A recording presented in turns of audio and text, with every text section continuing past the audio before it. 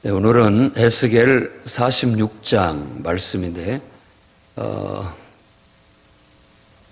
환상 속에 본 예루살렘의 회복, 그리고 또 그 성전의 회복, 그리고 그 성전의 제사장들과 그리고 성전 예배의 모든 원활한 진행, 이런 것들을 묘사함으로써 이상적인 그런 하나님 중심의 예배를 통하여 하나님의 은혜가 온 나라 전 백성에게 이렇게 쫙 퍼진다라는 것을 말하고자 하는 그런 맥락 속에 있습니다.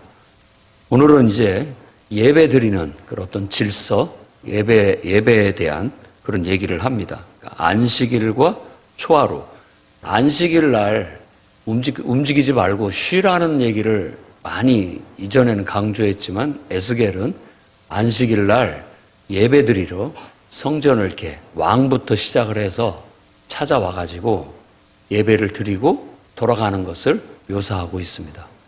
그러니까 임금이 먼저 와서 딱 문을 통과해 가지고 들어온 그 문으로 임금은 예배를 드리고, 그러니까 여기서 말하는 이 예배라는 단어 자체가 경배예요, 경배. 그러니까 이게 절을 한다라는 뜻입니다. 경배는 절한다는 뜻이 엎드려 절을 한다, 이런 뜻입니다.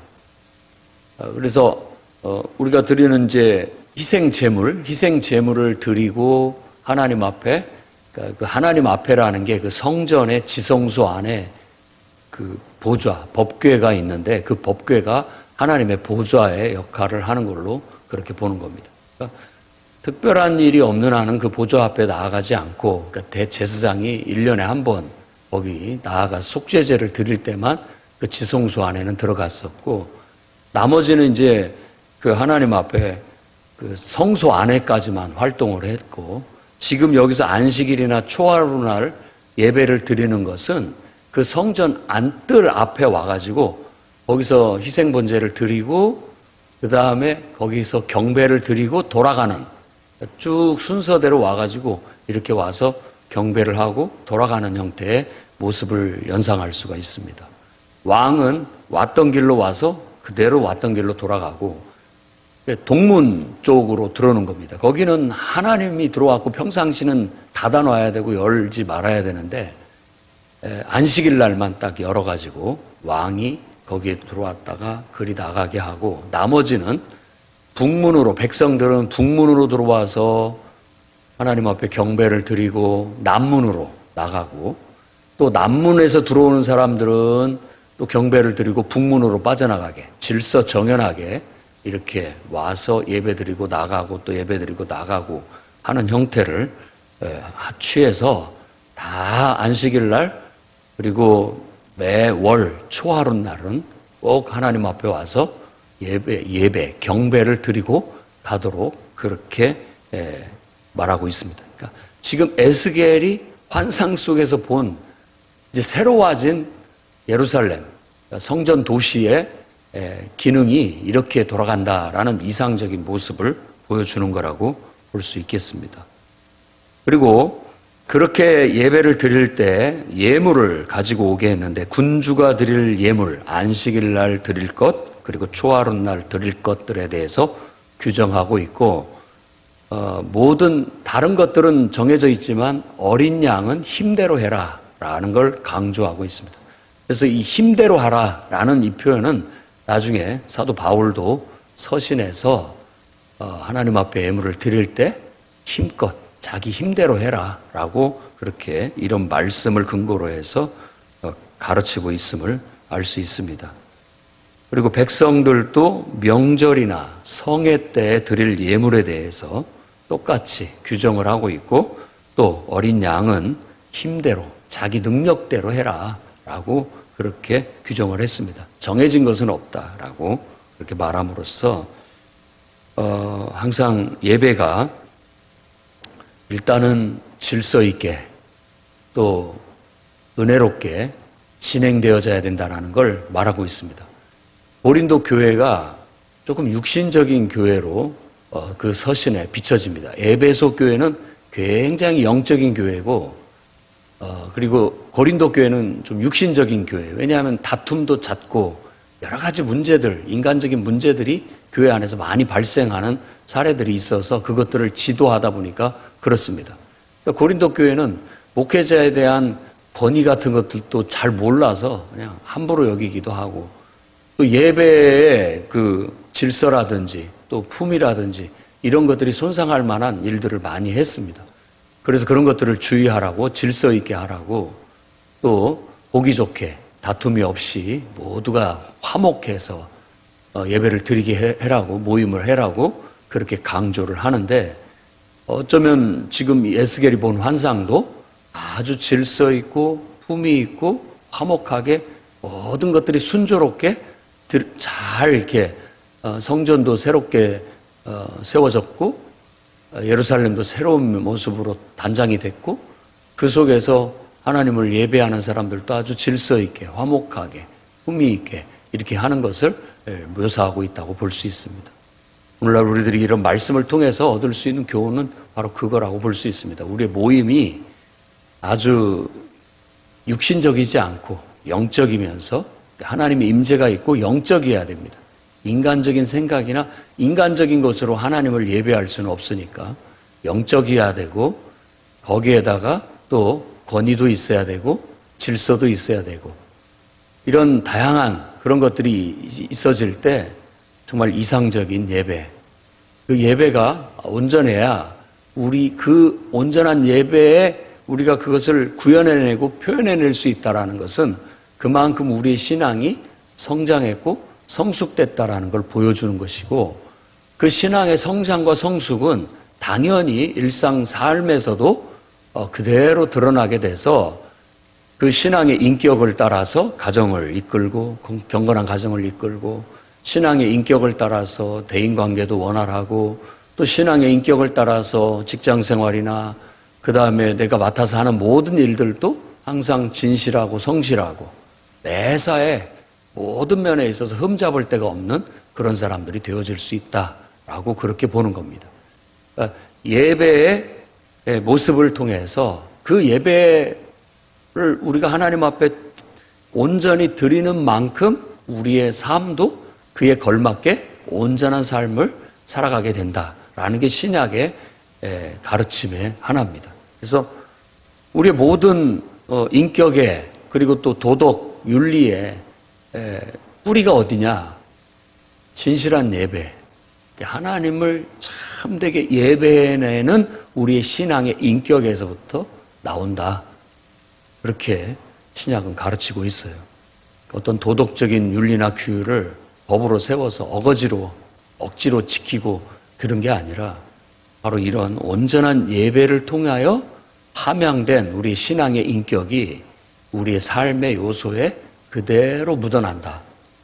그래서 예배를 강조하고 있는 겁니다. 그러니까 여러분들도 정말 하나님을 섬기되 그냥 겉모양으로만 섬기지 마시고, 인간적인 것이나 육신적으로 하나님을 섬기지 마시고 진실함으로 하나님을 경배하고 그 하나님을 섬기는 그 신앙의 인격이 잘 다듬어지고 성장하고 성숙되어져서 그것이 여러분의 말을 변화시키고 여러분의 행동을 변화시키고, 그래서 여러분들이 돌보는 가정이 정말 하나님의 은총 속에서 잘 가정이 세워지고, 또 하나님의 은총 속에서 여러분들의 직장이나 사업장이 은혜 가운데 잘 세워지고, 또 여러분들이 삶을 살아가는 모든 인간관계들, 가족과의 인간관계나 그 외의 친구들 간의 관계나 그 외의 불특정 다수와의 그런 관계 속에서도 그런 모든 것들이 품위 있게 그리스도인답게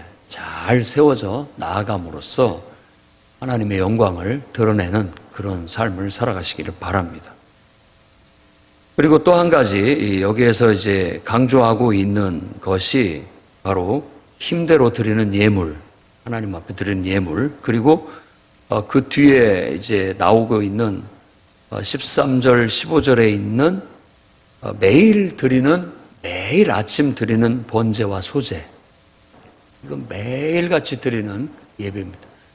그러니까 지금 우리가 그럼 안식일을 지켜야 되느냐, 초하루를 지켜야 되느냐, 그런 문제를 갖고 이제 어떤 교파들은 안식일 날 예배를 드려야 된다. 구약성에 그렇게 얘기하고 있지 않느냐라는 것으로 성경적이다.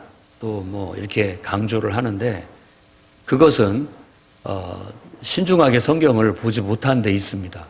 왜냐하면 제가 더 성경을 많이 안다 이런 것이 아니라 예수 그리스도의 십자가의 죽음과 부활을 통해서 사실 예루살렘 성전도 예수님이라는 그분 자체, 그분을 믿는 그 믿음 자체가 예수님이 곧 우리의 성전이 되시는 거예요.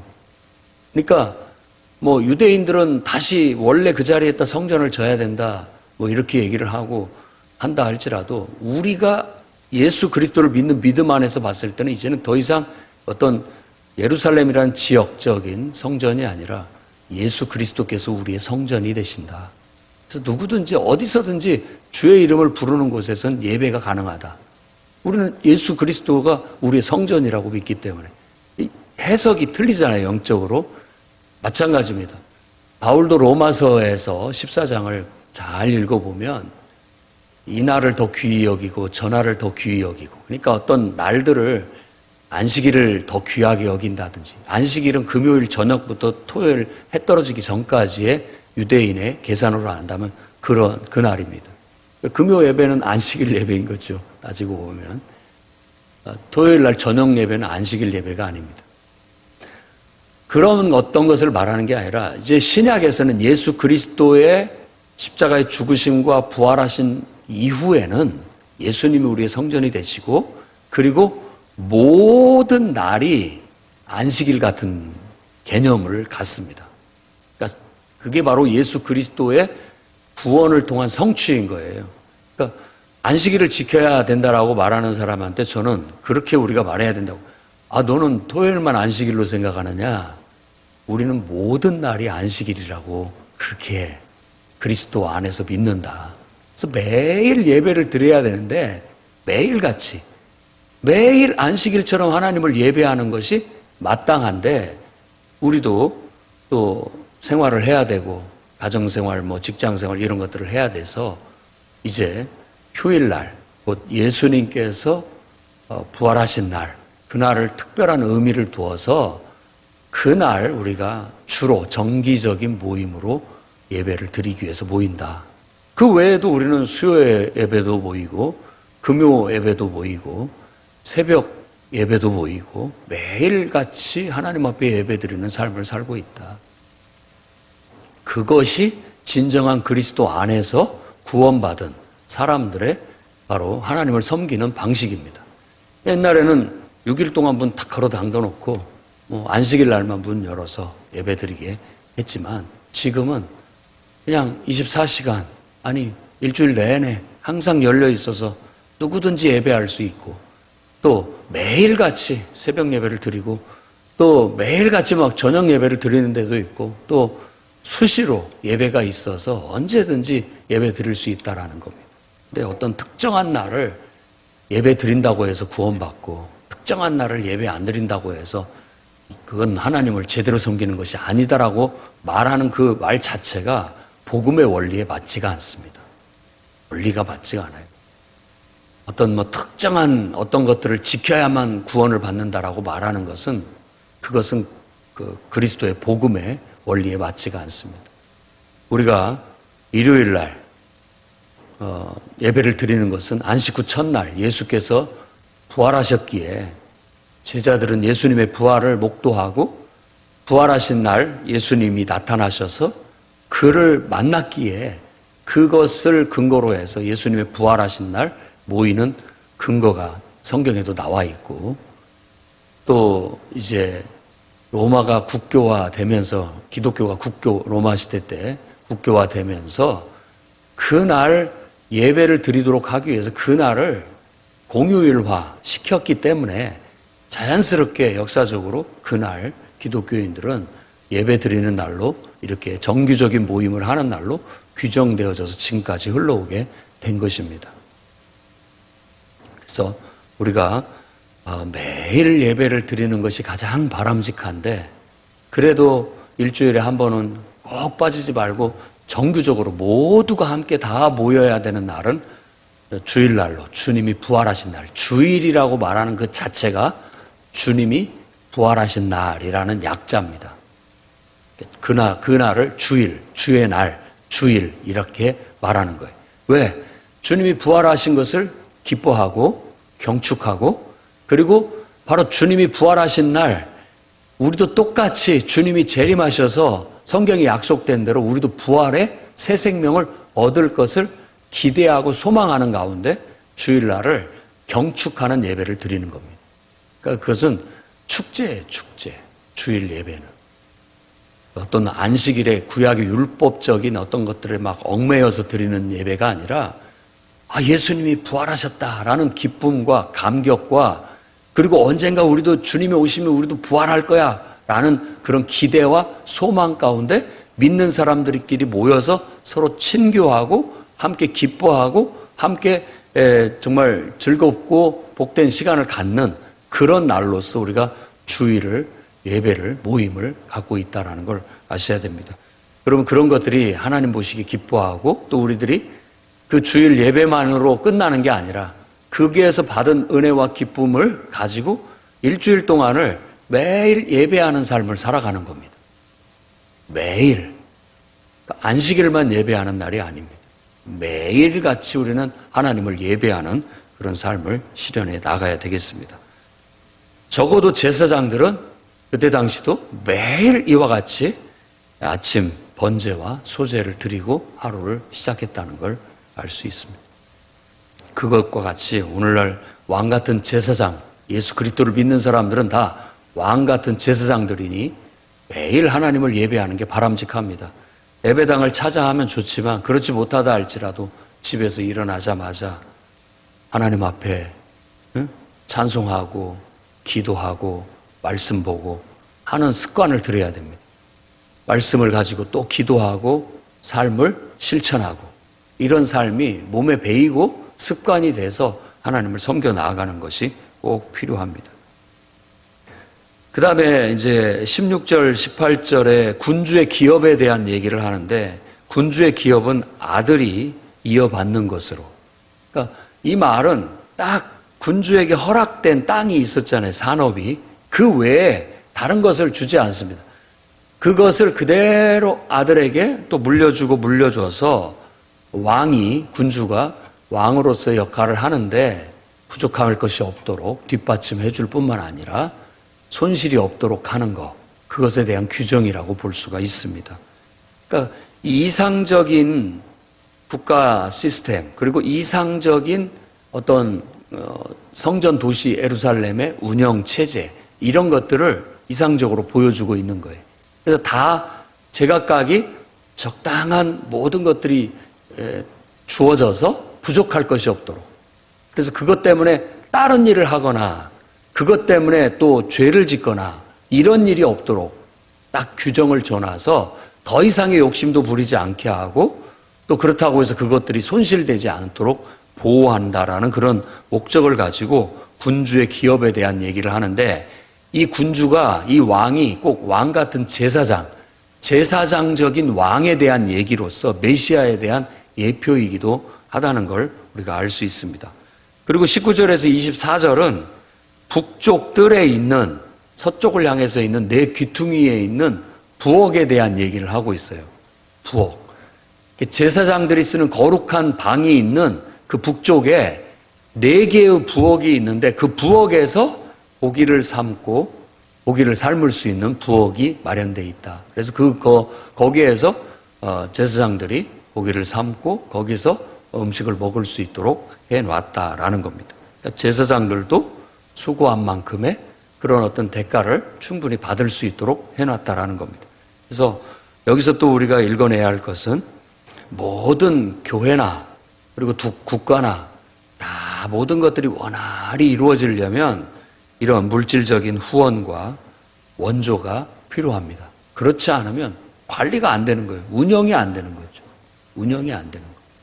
그래서 이와 같은 것들이 그냥 어떤 강제적으로 법으로 규정해서 안 내놓으면 뭐 법적으로 죄를 묻겠다, 이런 것이 아니라, 교회는 항상 힘대로 자발적인 헌신과 하나님 모든 게 하나님의 것인데 내가 하나님 앞에 다시 하나님 앞에 돌려드립니다.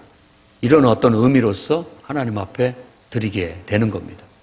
그러니까 10의 1조 같은 것은 말하기가 늘 어렵습니다만 10의 1조라는 것은 성경적인 원리로 본다면 그것은 모든 것이 다 내게 주신 것은 하나님이 주신 것입니다. 다 하나님이 주셨습니다. 다 하나님의 것입니다. 라는 고백이에요. 고백. 그걸 통해서 이건 다 하나님이 내게 주신 것인데 다 마땅히 하나님의 것입니다. 라는 우리들의 신앙의 고백으로서 10분의 1을 상징적으로 하나님 앞에 드리도록 했던 겁니다. 모세의 율법이 있기 전부터 아브라함도 10의 1조를 드렸고 또 야곱도 10의 1조를 드리겠다고 약속을 했고 이런 것들은 다른 개념이 아니에요. 이것은 당신의 소유에 대한 권한을, 권리를 고백한다, 인정한다 라는 그런 표현으로서 드리는 겁니다. 그래서 우리가 10분의 1을 드리는 것을 아까워하기보다는 다 하나님의 것임에도 불구하고 하나님께서 그 10분의 9를 나를 위해서 쓰라고 주셨다는 것에 대해서 오히려 더 기쁘고 감사하게 생각하셔야 될 겁니다. 하나님께서 주신 것이요. 하나님의 것을 또 하나님 앞에 내가 하나님의 것으로 고백하고 드리는 것인데 그걸 내 것을 드린다라고 생각하는 것 그것 자체가 하나님에 대한 불신앙이라고 볼 수가 있는 것이죠. 하나님의 것을 다 드려야 됨에도 불구하고 하나만 나한테 주고 나머지는 너를 위해서 마음껏 써라 라고 가르치고 있다는 걸 기억하셔야 되겠습니다. 그런 헌금 또 미리 준비해서 자발적으로 기쁘게 드리는 헌금, 예물을 통해서 모든 것들은 원활하게 운영되어지고 유지되어지고 관리되어져서 다 제각각이 제 기능을 발휘할 수 있고 제 역할을 할 수 있으니 이 모습이 에스겔이 봤을 땐 얼마나 은혜롭고 얼마나 보기 좋고 얼마나 아름답고 얼마나 이게 품위가 있고 질서가 있고 좋으냐라는 것을 우리에게 보여주고 있는 겁니다. 오늘날 우리 교회도 또 한국 교회도 이와 같이 정말 모든 것들이 제각각이 목회자는 목회자로서 성도들은 성도로서 다 하나님께로부터 은혜와 축복을 받아서 참되고 진실한 예배를 드리며 모든 제각각의 역할과 기능들이 원활히 이루어져서 항상 교회 안에는 하나님의 영광이 서려 있고 은혜가 항상 충만하고 그 은혜로 목회자든 성도든 모두가 다 복을 받고 형통하면서 세상에 빛이 되고 소금이 돼 귀감이 되고 모범이 되고 부러움을 살 만한 그런 모습들을 우리가 나타내며 살아갈 수 있기를 주님의 이름으로 간절히 축원드립니다.